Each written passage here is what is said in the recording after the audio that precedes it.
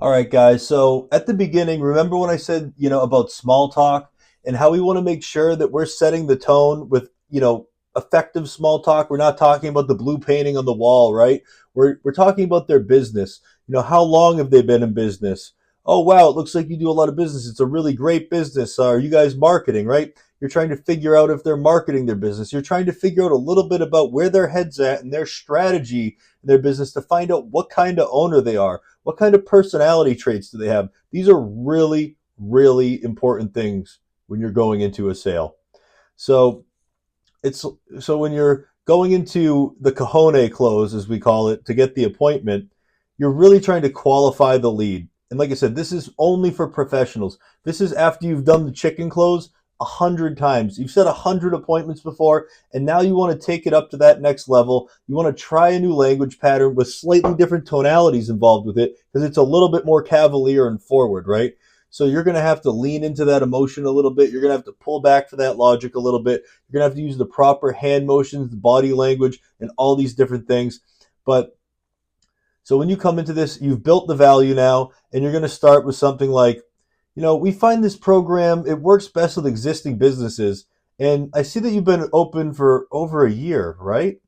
And they're like, yeah, I've been open for over a year. Okay, because we're limiting the processing and the transaction fees for you. I'm assuming you process over 5,000 in transactions, right? And they're like, yeah, I process, around $35,000 per month. Well, based on the information you gave me, I can tell that I can save you a significant amount.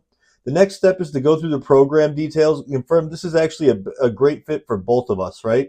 So, do you have 10 minutes to go over this information now, or should I send a calendar invite for later this week? And this is where it gets ballsy because now you're asking and negotiating for 10 more minutes of your prospect's time. This whole thing to this point really has been a negotiation for time. It hasn't been a negotiation for a sale, right? All you're trying to do is get them a little bit further down the road to get to that appointment to negotiate for more of their time. So this is all building enough value so they believe that you're going to be worth a 10, 15, 20-minute meeting later down the road. So make sure you're building that value properly and make sure that you're negotiating for that time properly. So just one more time. John, based on the information you gave me, I can tell that we can save you a significant amount. Now, the next step is to go through the program details and confirm this is a good fit for both of us. Do you have 10 minutes to go over this information now, or should I send a calendar invite for later this week? Notice the different tonalities in there, how I switched up my tonalities a little bit. You have to keep the prospect guessing, right?